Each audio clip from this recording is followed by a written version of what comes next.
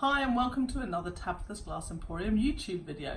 Today I want to look at these. They are inspired by a patchwork quilt. They will be slumped into platters, but the whole idea behind them was thinking, you know, like how are your traditional quilts made, and the more kind of modern ones, how are they, and using different materials to come together, like you use the different patterns in the fabrics of a patchwork quilt to make a beautiful platter that you can then put together and slump. So I'm going to have a think about what size mould I want to use and make the piece fit the mould. So this is the mould I'm going to use. It's a well-worn mould I love, and I'm going to cut a piece of texture to fit this. So I've got various different materials to use in this. I've got some sheet glass. I found that when I was doing this it was nice to sort of block colours together. I tried it in a very patchwork effect, but that wasn't for me, so I'm going to stick with what I like, which is starting with kind of and blocking colours together. So you can see I'm also going to use our Surprise 50 cane, and I sort of put them out in colour order. I'm going to use some landscape lines, and then I've also pre-cut. You can buy pre-cut shapes. We just cut these on our Taurus saw, and a little heart in red and a little star with some irid in it.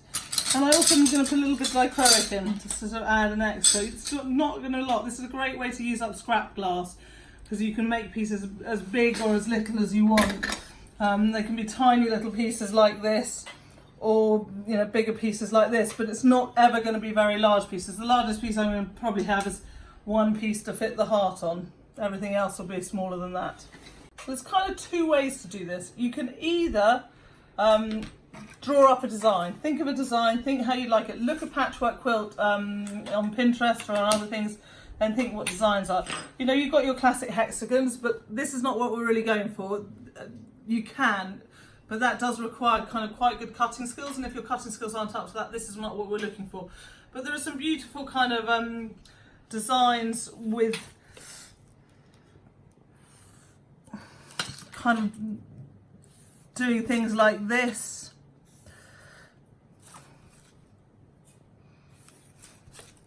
And this works quite well with the canes because you can kind of put a bit of cane on here and a bit of cane on there, and they fit quite well. You don't need to, you know, make sure the lines are totally covered. It will all sort of melt together, and even if there's a bit of a gap, it really won't notice. And you know, then think of a design further. I'm going to put my heart there, so I'll draw a square with a heart, and then maybe do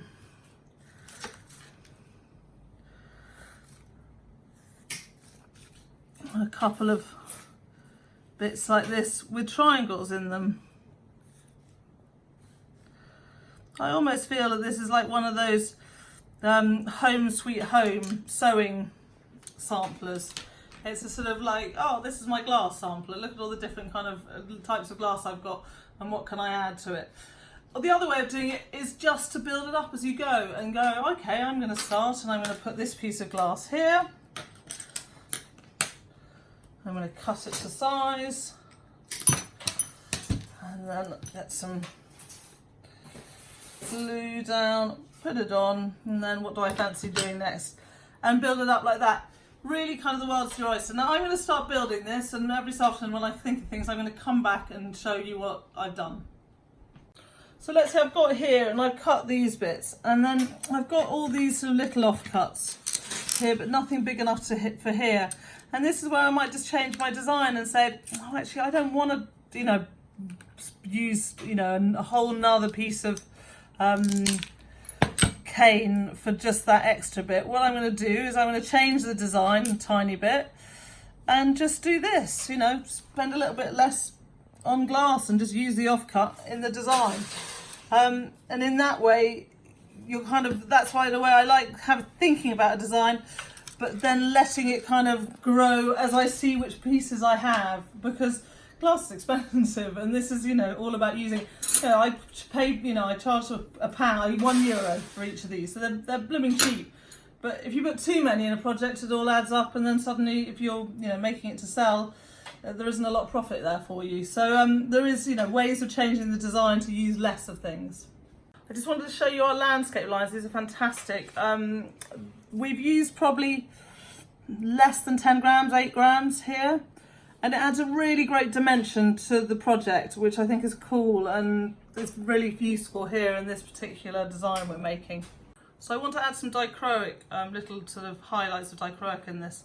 When we're using dichroic, I want colour also underneath, so I'm using 2mm colour underneath, because we've got 3mm here, 2 plus 2 is 7, so it's going to be slightly above 6mm, but at least it's not going to be 9mm. Although the dichroic's 2mm, so it'd be 8mm, but you get my idea. I get scrap packs of dichroic, fantastic bargain, and you can just kind of cut bits off it. I get mine from Warm Glass in the UK. I know AAE do amazing ones in America. God, I wish I could get them, but I think shipping them to Croatia would make them not so cost effective. Sometimes it can be hard working out what side to use, which is the dichroic up and down. I want dichroic down so that it's capped. What I tend to use is something pointy, with a toothpick or whatever you got handy. We always have bits of stringers handy. So if you bring it close to the glass, on one side the reflection doesn't touch, and then on the other side the reflection touches, and so I can see the reflection touching, so I know that's the dichroic side, so I'm putting that down on the glass like that, and putting that down. So again, it's harder on pieces like this where you haven't got a full dichroic, but you just have to choose a square, and there the reflection isn't touching, and on here it is, so that's dichroic side, and I'm just going to put it down. I'm going to cut this up a bit and sort of space it out and see how it looks. So this is the piece completed. I sort of did it all, and then I had a look and thought I fancy adding a few bits, and I added these murrine and other little bits of dichroic. I'll probably look at it again before it goes in the kiln and go, oh, I'll just add another bit here. I'm the queen of kind of adding more and more and not sometimes knowing when to stop. And I'm sure there's some of you out there who do that too. But overall, I really love how the piece works, and I've really enjoyed making it. It's been a kind of really cathartic process of just like, I'm going to add a little bit here and here, and I love the way the gradient of the colours go.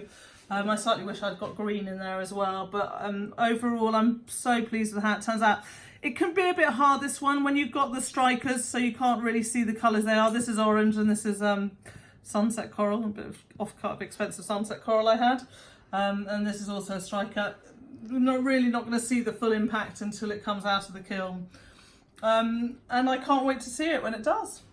So now it's been full fused, it really brings up the amazing kind of optical effect you get on the twisty canes, which I totally love. So if you look at this yellow one closely, you've got the thicker lines, then you've got a tiny thin line as well, and it looks fantastic. And I really like these in this with the clear.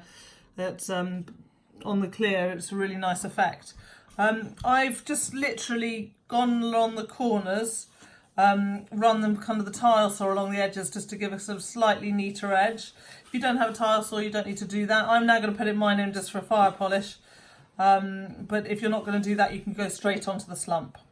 So this is ready. Now it's to go in the kiln to be slumped. When I put this in the kiln, and I'm afraid I can't show you in the kiln, but normally I'll put this in the kiln, I'll put the piece on top, and I'll use a spirit level to check the height. If for any reason one higher is higher than the other, I'd probably use a bit of fibre paper just to tilt it up, whichever side needs to go up, to make sure it's all level. So here are these ones finished. We slumped these ones. This one I slumped into a bowl mould. I actually really like the kind of effect you get. I put bumpers on the bottom. This helps. If you didn't, it would kind of be wobbling all over the place, and that actually gives a sturdy foothold, and I've done the same with these. They were all slumped in bowl moulds, these ones, which I think sometimes is a really good slumping mould to use for rectangles. So bumpers, if you've not used them before, these are a really good thing to put on your coasters or any other items, just to up your game a little and make them feel a bit more kind of, special. So with them, you just get sheets of them like this, and you can just put them on. You need to, once you put them on, sort of check the bottom to make sure that all 4 bits are down. But before it was sort of feeling a bit wobbly, now it feels kind of nice and sturdy. So that's a really good other tip that you can do to sort of just lift the game of a piece. I hope you've liked this tutorial. I think it's fantastic, and I'm really pleased how they come out. I think they're bright, vibrant colours. I do think blocking the colours together works, for me anyway, but you might want to try it all kind of mixed up. And if you've liked this video, please subscribe.